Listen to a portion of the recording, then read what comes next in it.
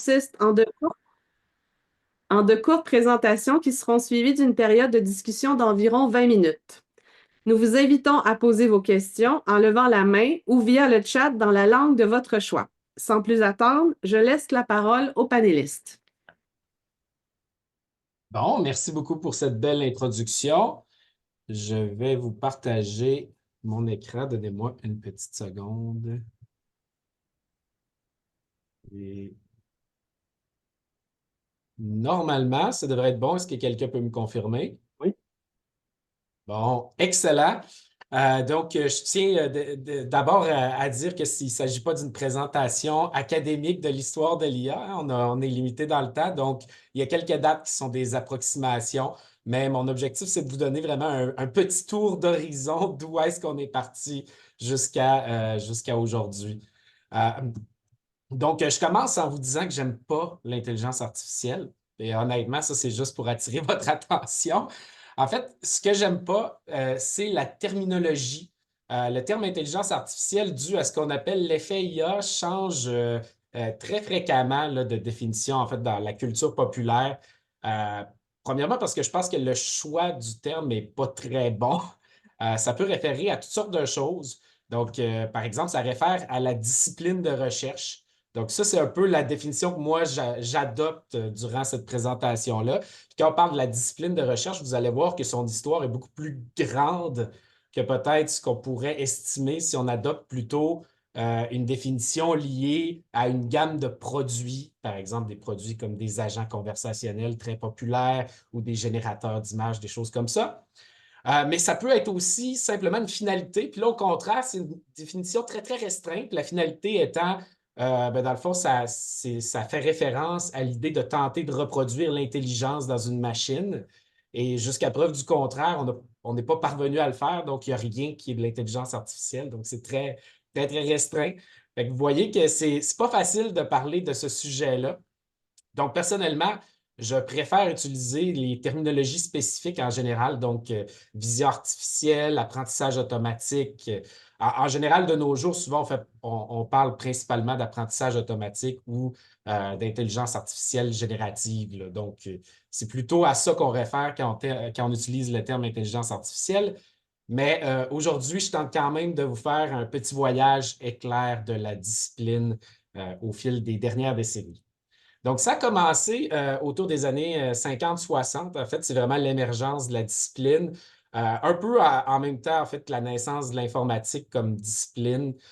C'est via le test, le fameux test de Turing, qu'a émergé la notion de se poser des questions autour de allons-nous être capables de reproduire de l'intelligence au sein d'ordinateurs? Et au début, en fait, il faut savoir que les chercheurs en intelligence artificielle, c'était principalement des mathématiciens. C'était des gens, en fait, qui avaient une grande connaissance de la logique, des formalismes. Les gens se sont beaucoup activés. Donc, le terme est vraiment apparu en 1955. Et par la suite, il y a eu vraiment un boom d'optimisme autour de l'intelligence artificielle. Les gens commençaient déjà à prévoir que ça ne serait pas très long, que d'ici quelques décennies, on aurait des machines qui sont capables de réfléchir et qui seraient aussi intelligentes que des humains. Fait qu'il y avait vraiment un élan d'optimisme. Puis il y a aussi beaucoup de grandes choses qui ont été faites, des choses, des fondements en fait qu'on utilise encore aujourd'hui dans nos intelligences artificielles les plus avancées. Entre autres, vous voyez sur ma diapo en 1957 le perceptron de Rosenblatt, qui est un peu la base, les fondements des réseaux de neurones modernes. Donc évidemment, c'est beaucoup plus simple, mais quand même, c'est déjà à ce moment-là qu'on a jeté les bases de ce qu'on fait de nos jours.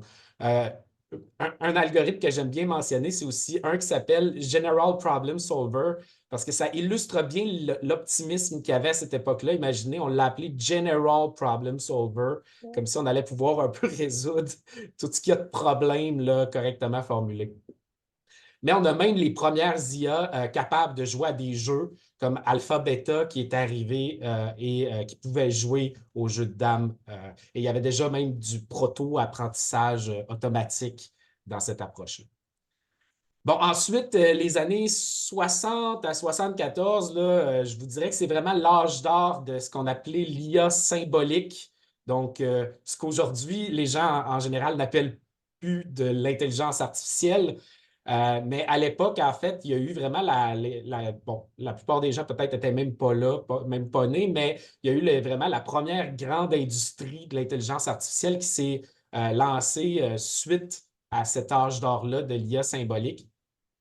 Donc, on a commencé vraiment à voir les premiers développements d'applications concrètes de l'intelligence artificielle, entre autres avec les premiers agents conversationnels qui étaient très, très loin de la qualité de ceux qu'on retrouve aujourd'hui. Mais imaginez, là, à l'époque, on commençait déjà à penser à faire de la traduction automatique, des choses comme ça. Donc, avoir vraiment de l'intelligence artificielle pour faire des tâches très complexes à la place des humains. On avait les premières idées de systèmes experts qui allaient remplacer l'expertise de professionnels, par exemple des professionnels de la santé, des chimistes, des gens comme ça qui sont capables de prendre des décisions complexes basées sur une multitude de connaissances. Donc ça a vraiment commencé là, dès le début des années 60, mais vraiment, ça s'est poursuivi là, un peu jusqu'à la fin des années 70.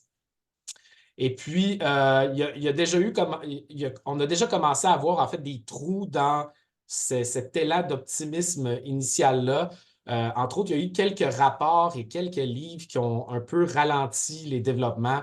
Il y a le fameux rapport ALPAC où on mentionnait qu'après 20 millions de dollars d'investissement, la traduction automatique, c'était probablement encore très, très difficile à accomplir et probablement qu'on ne réussirait pas dans les 10, 20, 30 prochaines années. Puis effectivement, ça leur a pris quand même pas mal de temps avant qu'on y arrive, là, presque 60 ans, là, on va dire. Ensuite de ça, il y a eu un livre sur les perceptrons qui parlait en fait de à quel point les réseaux de neurones, ça serait toujours très difficile à entraîner, puis probablement que c'était une avenue de recherche qui était complètement futile. Et donc, déjà, ce livre-là aussi ralentit là, l'élan d'optimisme. Fait qu'il y a eu beaucoup de choses comme ça, ce qui fait que autour de 1974, on a dit que l'intelligence artificielle est tombée dans son premier hiver. C'est-à-dire, en fait, que les financements publics se sont mis à être rares. Il y a moins de compagnies qui se sont mis à investir. Puis ça a duré environ 5 à 6 ans, cet hiver-là de la recherche en intelligence artificielle. Donc, après ça, il y a eu deux autres grandes périodes. Comme je vous disais, on avait déjà jeté un peu les bases sur ce qu'on appelle les systèmes experts. Et puis, en 1980, il y a vraiment eu une renaissance commerciale de ces systèmes experts-là. On commençait à être beaucoup meilleurs. On avait des ordinateurs un peu plus puissants avec plus de mémoire. On avait aussi beaucoup travaillé sur comment est-ce qu'on peut représenter de la connaissance dans des systèmes informatiques, ce qui a permis à l'industrie de tout d'un coup relancer cette idée-là de faire des systèmes experts qui pourraient remplacer des experts humains. Et malheureusement, les médias, les investisseurs se sont un peu trop emballés, puis les promesses étaient beaucoup trop grandes pour ce qu'on était réellement capable de faire à l'époque.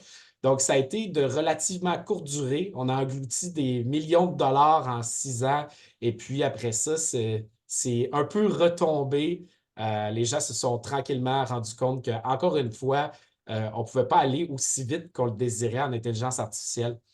À cette époque-là, ils en ont moins parlé, mais encore une fois, il y a eu aussi des très grands développements au niveau des réseaux de neurones et de l'apprentissage automatique. Donc, plusieurs éléments, en fait, qu'on utilise aujourd'hui ont été développés dans ces années-là, un peu dans l'ombre, surtout dans le milieu académique, en fait. Et puis, la deuxième moitié de cette période-là, c'est ce qu'on a appelé le second hiver de l'IA. Mais en fait, le second hiver de l'IA, c'est beaucoup plus commercialement parlant parce qu'en recherche, dans le milieu académique, l'intelligence artificielle a eu un essor phénoménal. En fait, on a continué de publier des milliers de papiers, mais souvent, on ne parlait plus directement d'intelligence artificielle. On faisait plutôt référence justement aux domaines spécifiques. Donc, est-ce que je travaille sur la résolution de problèmes? Est-ce que je travaille sur l'apprentissage automatique, des choses comme ça, plutôt que d'utiliser le terme un peu valise intelligence artificielle. Et ça nous a amené vraiment vers la période d'aujourd'hui, donc la réémergence populaire que les gens n'ont peut-être pas vu venir parce qu'on n'en parlait pas tant que ça dans les médias. Mais ça commence vraiment autour des années 2000, entre autres dû au fait qu'on a les géants du web qui arrivent, qui montent en puissance et qui popularise vraiment l'utilisation de ce qu'on appelle les systèmes de recommandation. C'est probablement une des applications commerciales qui a eu le plus de succès en intelligence artificielle. Et puis aujourd'hui, c'est partout autour de nous, évidemment. Mais ça nous a aussi permis tout d'un coup de collecter beaucoup de données pour mettre la table pour la montée en puissance du deep learning. Ça a pris quand même un peu de temps. Il y avait beaucoup de gens déjà qui travaillaient là-dessus, puis on a fait plein de découvertes. Mais c'est vraiment à partir de 2012 qu'on dit que le deep learning a vraiment été popularisé là, autant dans le milieu académique que dans les médias, grâce à la compétition ImageNet qui a été remportée par AlexNet, qui était un réseau de neurones convolutionnels. Et après ça, il y a eu d'autres événements, là, je ne vais pas tous vous les lister, mais évidemment, depuis ce moment-là, il y a eu vraiment une accélération parce qu'il y a eu aussi un peu une explosion des investissements. Et je vous dirais que selon moi, ben là, c'est l'histoire qui va nous le dire dans le futur, mais selon moi, 2020, 2021, 2022, c'était aussi un point de rupture qu'à un moment donné, on va regarder dans l'histoire et on va se dire, ah, ça, c'est le jour où l'intelligence artificielle s'est démocratisée auprès des utilisateurs communs et non juste auprès de l'industrie, là, via évidemment ce que vous connaissez tous, ChatGPT, mais aussi les autres agents conversationnels populaires qui sont apparus dans les dernières années, là, presque, qui ont poussé aussi vite que des champignons, là, on va se le dire. Fait que voilà, je suis allé très vite, mais c'était mon petit tour de l'intelligence artificielle. Merci tout le monde. Merci beaucoup.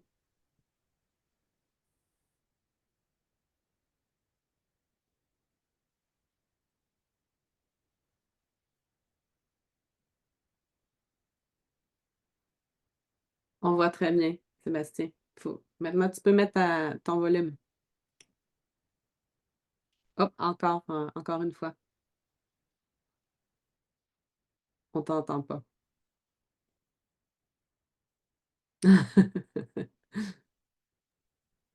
Est-ce que là, vous m'entendez? Très Oh, bien. Oui, est-ce que vous voyez encore mon partage d'écran? Non, j'imagine. Je vais non. le refaire. Là, Oui, ça devrait aller. Bon, excusez-moi. très bien. Bon, ben, merci Kevin, super intéressant. Ben, bonjour à toutes et à tous. Merci d'être présent pour cette petite présentation-là. Je vais essayer de faire ça très court. Donc, comme on sait, l'IA est perçue vraiment comme prometteuse pour personnaliser les soins, découvrir de nouveaux indices cliniques, essayer de développer de nouvelles interventions et ainsi de suite. Mais moi, l'objectif de la petite présentation que je vous fais, c'est vraiment de fournir quelques conseils de base pour les chercheurs en réadaptation qui auraient peut-être un petit ensemble de données déjà collectées, qui souhaiteraient éventuellement se lancer dans l'application de l'IA dans leur recherche. Donc, avant de se lancer, des trucs vraiment importants, c'est vraiment de définir notre problématique, mais en particulier, est-ce qu'on veut détecter ou classer entre deux malades, non malades? Est-ce qu'on veut plutôt prédire un score, disons, à un certain test spécifique, ou disons, plutôt explorer nos ensembles de données à la découverte peut-être de patrons inattendus, et ainsi de suite. Donc, une chose qui doit être importante, c'est que l'IA doit vraiment répondre à une question, OK, et non pas être utilisée juste parce que c'est à la mode. OK, donc ça, je pense que c'est de quoi d'important. D'être capable de bien définir la pertinence aussi de l'IA. Donc, est-ce qu'à la fin, ça va apporter une plus-value par rapport à des méthodes classiques? Donc, par exemple, si vous, par exemple, peut-être que vous êtes intéressé à savoir si vos variables ont peut-être je dirais pas des relations, mais disons des interactions non linéaires entre vos variables, des choses comme ça. Certaines méthodes plus classiques statistiques, donc, sont peut-être un peu moins adaptées pour aller investiguer ce genre de choses-là. Donc, ça peut être, donc, c'est vraiment important pour ça. Évidemment, la chose la plus importante, c'est identifier et évaluer vos données disponibles. Hein. Donc, c'est quoi la qualité? Y a-t-il beaucoup de données manquantes? Euh, Quel est le nombre de variables? Hein? Par exemple, si vous avez 200 variables, mais que vous avez juste 100 exemples, 100 participants, ben, ça ne peut pas marcher. Donc, il faut absolument diminuer notre nombre de variables le plus possible. Donc, leur volume, leur diversité, l'accessibilité, évidemment, la complexité. Si vous avez des données tabulaires versus des données, disons, des CT scans ou des trucs comme ça, donc évidemment, on parle de méthodes complètement différentes pour attaquer le problème. Une chose aussi, évidemment, vous êtes tous des chercheurs qui sont habitués avec les aspects éthiques, et ainsi de suite, mais souvent, ce qui est important aussi, c'est lorsqu'on veut utiliser l'IA, en particulier les grands modèles de langage ou les trucs comme ça. Donc, tu sais, on peut être rapidement, euh, on peut rapidement faire face à à des challenges au niveau éthique, au niveau de partage de données aussi, parce que les données vont souvent être traitées sur des serveurs distants. Et donc, on sait très bien que ça peut vraiment poser des problématiques. Donc, est-ce que j'ai besoin de créer éventuellement une solution locale, donc posséder une infrastructure de serveur GPU local ou peu importe? L'autre élément super important aussi, donc, ne pas être gêné d'aller consulter des collègues spécialisés en IA ou en d'autres éléments. Donc, ça, c'est vraiment important. Une fois lancé, donc, bien détailler nos étapes, adopter donc, une méthodologie rigoureuse, bien la documenter pour assurer la reproductibilité scientifique, évidemment. Donc, on nettoie bien nos données, nos développements. Va être important aussi de bien établir comment on va valider nos modèles. Donc, choisir les bonnes, entre parenthèses, métriques, les bonnes façons de se comparer. Quelle sera notre stratégie de validation? Est-ce qu'on a l'intention d'apprendre un modèle? On garde plusieurs participants à l'extérieur de notre modèle et on va valider par la suite sur ces participants-là qui n'ont pas été vus par notre modèle lors de l'entraînement. C'est vraiment des éléments très importants. Une chose aussi importante aussi en IA, c'est de comprendre que des fois, on peut avoir une bonne corrélation, mais une corrélation, ce n'est pas nécessairement une causalité. Donc, il ne faut pas surinterpréter les résultats. Autre chose, des fois aussi, c'est de ne pas essayer de tuer une mouche avec un bazooka. Donc, c'est-à-dire, en fait, on a un petit ensemble de données et on essaye d'utiliser la méthode la plus avancée au monde pour. C'est souvent très peu adapté pour le faire. Peut-être une petite chose qui peut être intéressante, des fois, c'est de commencer par un sous-problème, donc vraiment se défaire un petit problème de notre problème principal et de tenter de voir si on est capable d'extirper déjà des éléments importants pour ça. Puis aussi, maintenant, pas une mode, mais que je pense qui est vraiment important, puisque les modèles sont souvent boîte noire, c'est vraiment d'arriver, d'essayer d'inclure l'interprétabilité et l'explicabilité dans les modèles qui vont avoir été construits et ainsi de suite par rapport à tout ça. Donc, il y a énormément de trucs à prendre en considération lorsqu'on veut intégrer l'IA.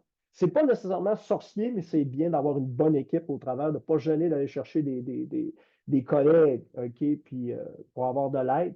Puis je suis super content aussi parce que les autres présentations, donc vous allez avoir des exemples vraiment concrets et puis d'autres types de ressources disponibles pour vous. Donc voilà, je terminerai ça pour moi aujourd'hui. Merci beaucoup, Sébastien. Ça serait à mon tour. Oui.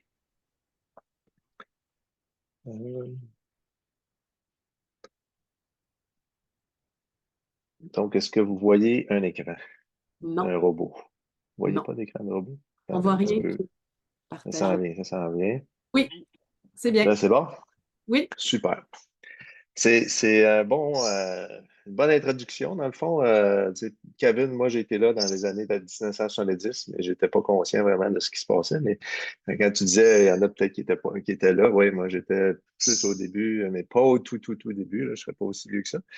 Puis, Sébastien, tu as fait une super introduction à savoir justement comment on fait pour la matérialiser ou l'exploiter, cette intelligence artificielle-là. Avec moi, mon mandat, c'est d'arriver à vous montrer qu'est-ce que nous autres, on essaie de faire à amener l'intelligence artificielle dans la vraie vie. Et puis, pour vous donner les motivations, pourquoi on fait ça? Au laboratoire, la motivation principale, c'est de croire que l'intelligence machine doit se développer, l'intelligence robot doit se développer à interagir avec des personnes dans leur environnement d'opération. La stratégie présentement des grands manufacturiers d'intelligence artificielle de ce monde, c'est de prendre un paquet de données puis faire l'entraînement un peu décontextualisé de où est-ce que ces données-là sont prises. Nous autres, on souhaite que les données soient prises à même les milieux d'opération, puis qu'on apprenne à partir de ces données-là directement dans les milieux. Donc, on veut donner des capacités initiales aux robots pour reconnaître, identifier, puis traiter des informations, puis on veut ensuite exploiter, puis développer ces capacités-là à faire en sorte que le robot arrive à comprendre ce qui se passe dans son environnement en interagissant avec les personnes. Donc, on a voulu pour arriver à ça, de développer un robot qu'on a appelé T-Top, qui est capable de percevoir le monde de plusieurs façons. La vision, l'écoute, pas juste entendre les sons, mais aussi de savoir où il se trouve dans l'environnement, le toucher et d'être capable d'interagir de façon naturelle par la communication directe, la parole, puis indirecte, que ce soit les gestes, la posture ou les émotions, puis qu'on puisse prendre ce robot-là puis l'amener, sortir du laboratoire, l'amener dans les milieux de vie avec le respect de la vie privée. Ça veut dire qu'on est capable de faire le traitement des données, embarquer sur le robot, pas avoir à les envoyer à l'extérieur sur des serveurs externes. On est tout capable de faire soit sur le robot, soit des serveurs locaux dans les domiciles ou les résidences. J'ai 3 diapos pour vous faire peur, OK? Des diapos d'ingénieurs. Donc, c'est juste pour vous montrer que quand on fait un robot, il y a 3 dimensions, la partie mécanique, la partie électrique, la partie, on va dire, logicielle. Puis, l'idée, c'est de comprendre qu'un robot, c'est un ordinateur dans un emballage différent que ce qu'on voit avec notre clavier et notre écran qu'on est on a l'habitude d'avoir avec nos ordinateurs classiques. C'est la même chose, sauf que les périphériques comme le clavier changent. Puis même chose au niveau des modalités d'entrée. On cherche des capteurs. On veut placer une caméra, on veut placer des microphones, on veut placer des haut-parleurs qu'on a déjà aussi sur les ordinateurs classiques, mais dans dans une capacité, dans une façon où on est capable de faire bouger des choses. Ici, on a l'élément qui est mobile, c'est l'écran, qui est la tête du robot. Au niveau électrique, ce que je voulais mettre en évidence, encore là, beau schéma pour vous faire peur, on ne couvre pas ça en détail, c'est qu'à l'intérieur de ça, il y a un ordinateur. Ce qu'on a mis, nous autres, c'est un NVIDIA Jetson qui fait spécifiquement des traitements pour des algorithmes d'intelligence artificielle, des réseaux de neurones d'apprentissage profond. Vous devez en entendre parler. Vous avez des actions, vous avez fait de l'argent avec NVIDIA, vous pouvez, ça risque, vous risquez encore d'en faire. Bref, on a mis ça à l'intérieur de ce robot-là pour avoir le plus de capacité de calcul embarquée sur le robot. Ça, au niveau logiciel, bien, ça, habituellement, c'est des applications qu'on utilise sur nos ordinateurs. Là, ce qu'on veut, c'est que le robot soit capable de faire des choses par lui-même. Puis ce que je voulais mettre en évidence ici, c'est quand vous voyez des boîtes avec des DNN, là, Deep Neural Network, c'est tous des modules, quand je parlais de capacité initiale, qui permettent au robot de reconnaître ou de traiter des choses, à savoir capable de reconnaître des objets avec la caméra, avec la vision, d'entendre la voix d'une personne, de reconnaître qui parle, de convertir la voix en parole. Bien, tout ça, on est capable de faire rouler ces algorithmes-là à l'intérieur du robot T-Top. La vidéo que je vais vous montrer là, j'ai enlevé le son, mais l'idée, c'était d'être capable de montrer un peu le mouvement du robot, les capacités qu'on a de mouvement. C'est un mouvement au niveau de la tête qu'on a principalement et puis aussi sur la base rotative du robot. On vous montre un petit peu là, des capacités que, justement, avec les algorithmes de traitement de vision, ce que le robot voit. Il y a 2 caméras sur le robot. Série de microphones qui permet au robot d'écouter, d'entendre, mais aussi d'enlever le bruit alentour dans l'écoute, étant donné qu'on est capable de focaliser l'attention du robot sur la personne qui parle. Donc, meilleure reconnaissance. Et puis, ça, c'est une interaction qu'on a avec le robot à travers ChatGPT. Donc, le robot se met en écoute et formule des réponses en fonction de ce que la personne dit, mais aussi ce que le robot voit alentour du robot.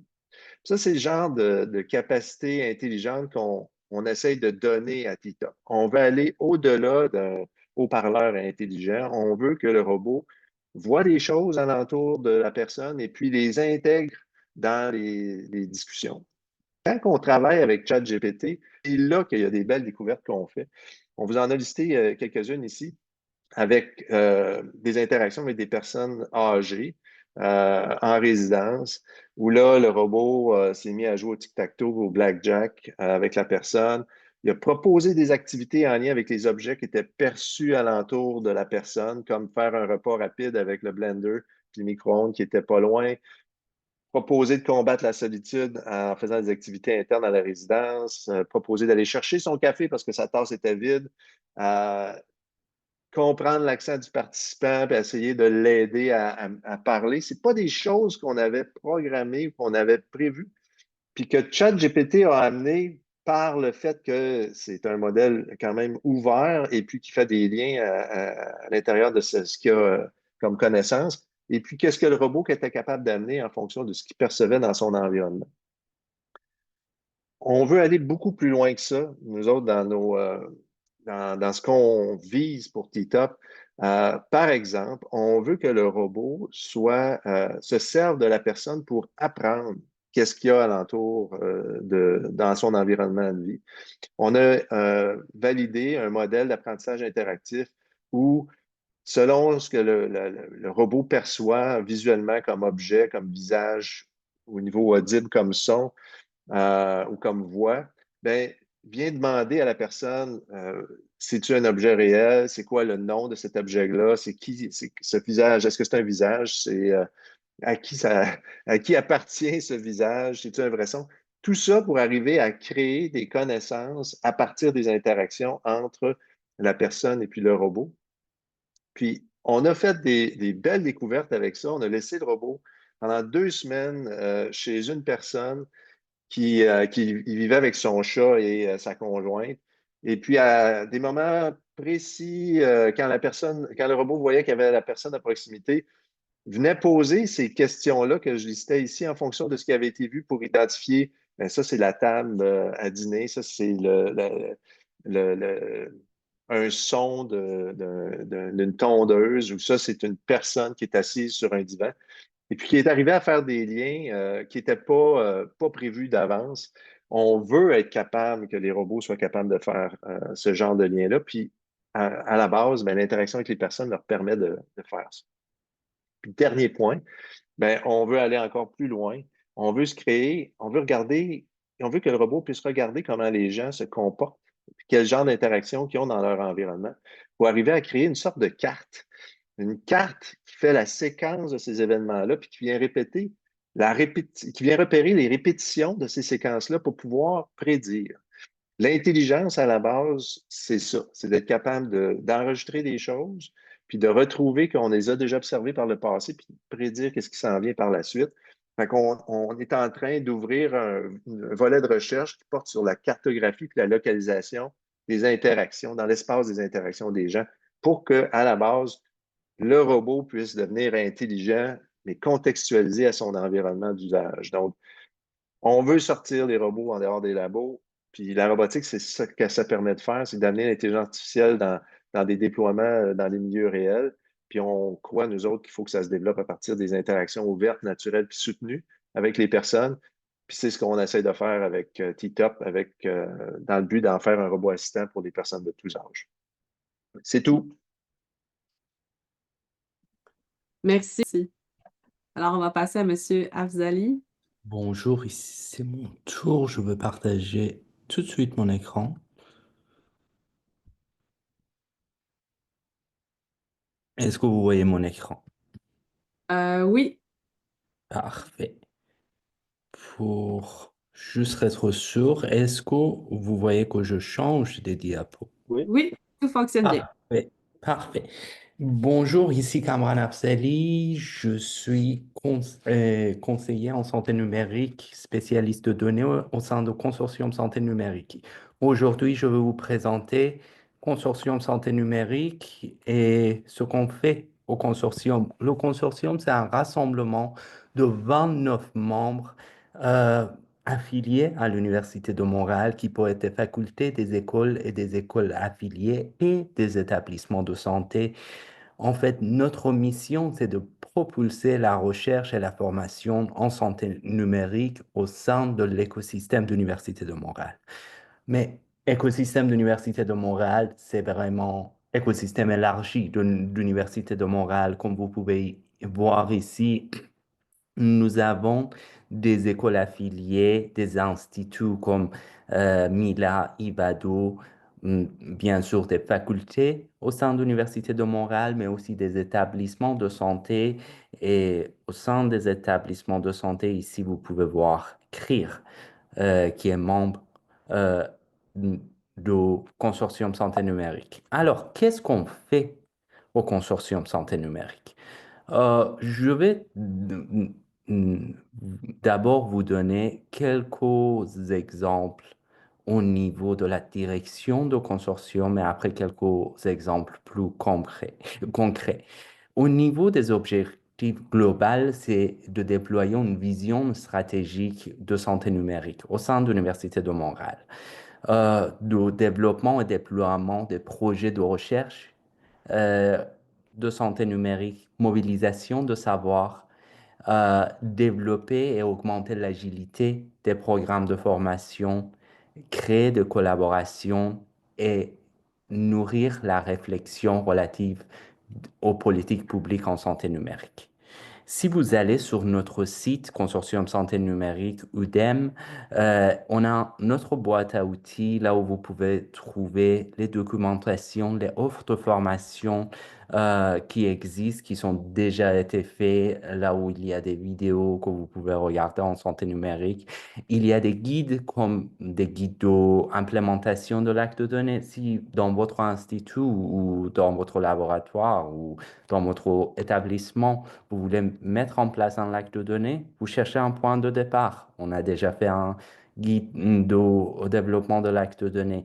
Des livres blancs, ici, il y a juste l'exemple du livre blanc de innovation responsable, mais depuis ce temps-là, on a fait des livres blancs sur les données synthétiques, apprentissage fédéré, qui sont tous disponibles. Si vous voulez avoir des idées à propos des projets de loi par rapport à santé numérique, comme des lois 3, 19, 64 et 95, vous avez des mémoires sur ces projets de loi et on a des synthèses des événements dans lesquels on a participé. Mais euh, vous êtes parmi vous, probablement, il y a des chercheurs et vous me demandez, Cameron, tout ça c'est beau, qu'est-ce que vous pouvez faire pour nous? Au sein de notre équipe, il y a 4 spécialistes de données dont je fais partie, qui sont 4 personnes avec des backgrounds en, euh, en fait des domaines de santé et euh, en tout ce qui est numérique. Du coup, il y a moi avec un background en psychologie et neurosciences, Pascal en imagerie, biomédicale, Khadija Seridi en informatique de santé et Yves Terra dans le domaine de génétique. Tous les 4, nous sommes à soutien de nos membres dans leurs projets de santé numérique aux différentes étapes. Évaluation et structuration des données, euh, de vous aider à développer vos solutions de IA, formation et supervision de vos membres, de vos équipes, révision des documents scientifiques. Si vous voulez faire une demande de financement, vous avez besoin de relecture, on peut le faire avec vous. Et analyse bibliométrique pour promouvoir la collaboration.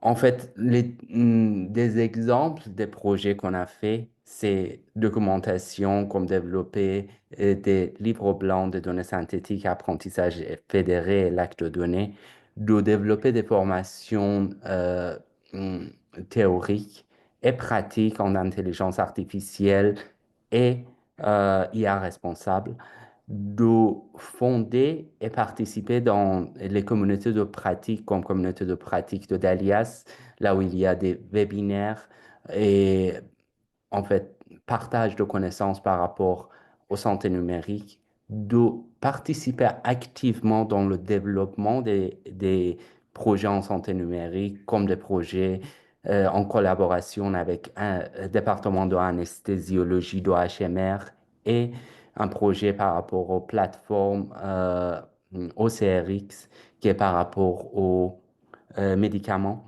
et soutien pour les consultations, faisabilité, exploration, gestion de stockage des données. ça, c'est deux exemples de projets dans lesquels moi j'ai travaillé. C'était un projet par rapport à prédiction de réadmission à SIUS-NIM. Ce que j'ai fait, c'était conception de la problématique, organisation des bases de données et modélisation prédictive. Un deuxième projet dans lequel j'ai participé, c'était le projet Clover. C'est par rapport à développement d'un logiciel de génération des données synthétiques dans lequel j'étais impliqué. Euh, Juste un dernier point, nos services sont payants, mais les consultations sont gratuites. Du coup, si vous avez besoin de nos services, n'hésitez pas d'aller sur notre site, de nous joindre et on va vous présenter nos services, on va vous consulter et on va vous soutenir de faire les demandes de financement pour financer vos projets et payer cette collaboration. Du coup, c'est pas comme oui, dès le début, vous devez nous payer. Non, c'est un service fait par l'Université de Montréal pour vous soutenir dans vos projets de santé numérique. Du coup, on essaye d'être là. Désolé pour mon anglais, de cradle to grave, de début de projet avec vous, de conceptualiser, de faire une demande de financement, de financer le projet, développer avec vous et le finir. Voilà, c'est tout. Merci beaucoup. J'aimerais maintenant ouvrir la table de discussion. Donc, si vous avez des questions, vous pouvez les écrire sur le chat ou lever la main. Ça va nous faire plaisir là, de prendre vos interrogations. Je vais peut-être, moi, commencer en attendant avec Kevin. Ces grands hivers, est-ce qu'il va en avoir d'autres ou on est lancé et c'est parti, ça revient, on retourne plus en arrière? Et ça, là, c'est une question à 1 milliard de dollars, je Merci dirais. beaucoup. On va les prendre. Je pense sincèrement que au niveau du financement, on va avoir un recul à un moment donné parce que là, il y a des pays qui y ont investi vraiment des milliards et des milliards. Là, on parle de centaines de milliards.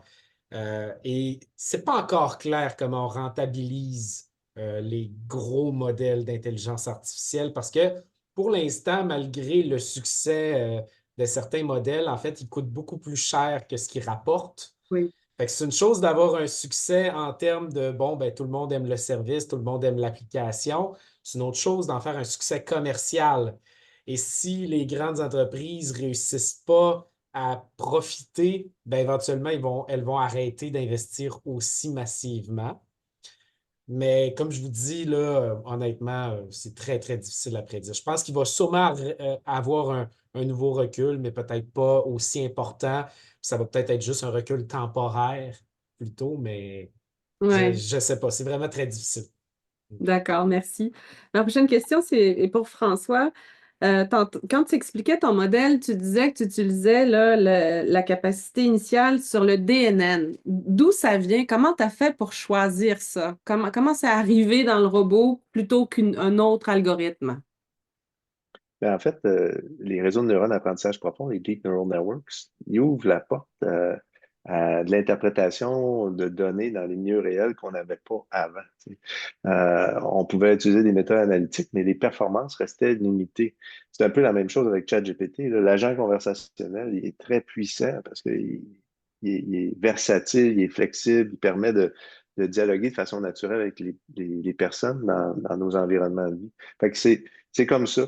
Puis le défi, tu sais, la robotique, elle est poussée par les développements technologiques. On est fonction de ça.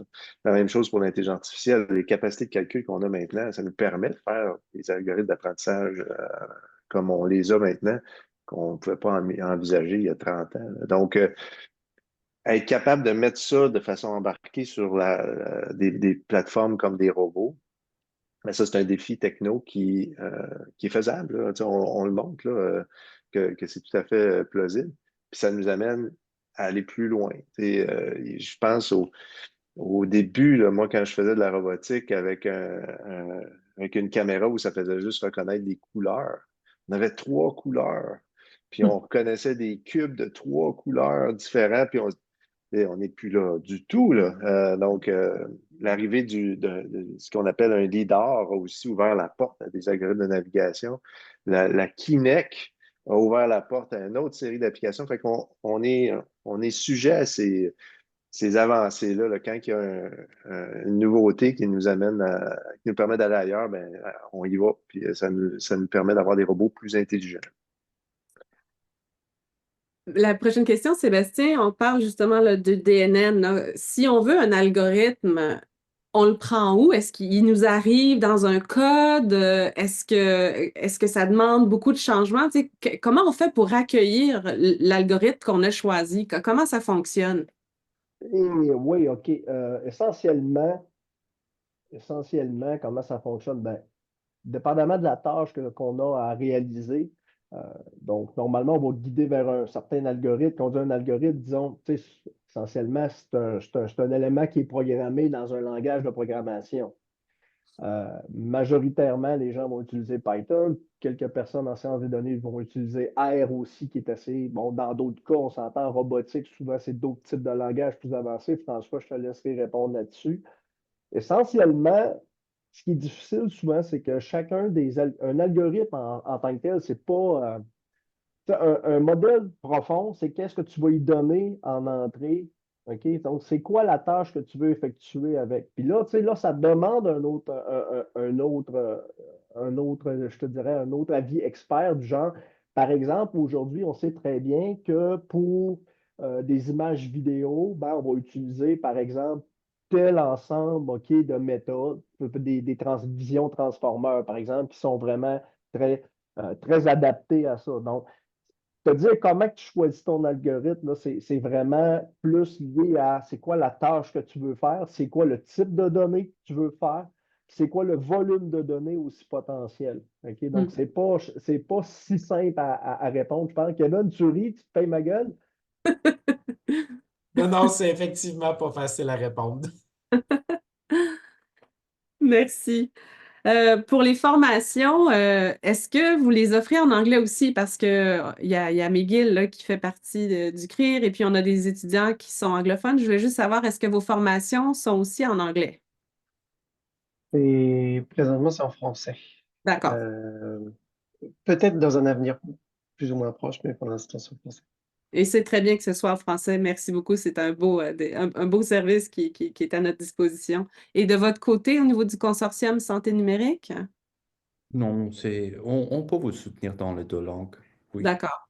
il n'y a pas de problème par rapport. Et je me demandais, M. Afzali, peut-être une dernière question ici avant qu'on termine. Je pense que peut-être ce qui est difficile pour je pense à moi, là, un chercheur là, qui veut commencer à utiliser les algorithmes, si on n'a pas le jargon, si on ne connaît pas vraiment comment définir nos termes, j'imagine que ça va, là, on n'a pas besoin d'être craintif, vous allez nous aider là, à déployer le vocabulaire et Justement, c'est-à-dire dans nos projets, on commence des projets avec vraiment des médecins qui ont aucun background et bagage en tout ce qui est IA, même informatique de santé. Leur connaissance n'est pas très développée et on les soutient justement pour mettre les mots corrects sur leurs idées pour développer le projet qui peut bénéficier les patients et l'écosystème de l'Université de Montréal. très bien. Alors, on sera moins craintif à aller vous voir si on ne connaît pas les termes justes. Eh bien, ça met fin à notre webinaire d'aujourd'hui. Pour ceux qui sont intéressés à connaître les ressources de McGill, on a quelques informations à ce sujet, donc n'hésitez pas à nous contacter et on pourra vous faire parvenir les diapos à ce sujet-là. Je tiens à remercier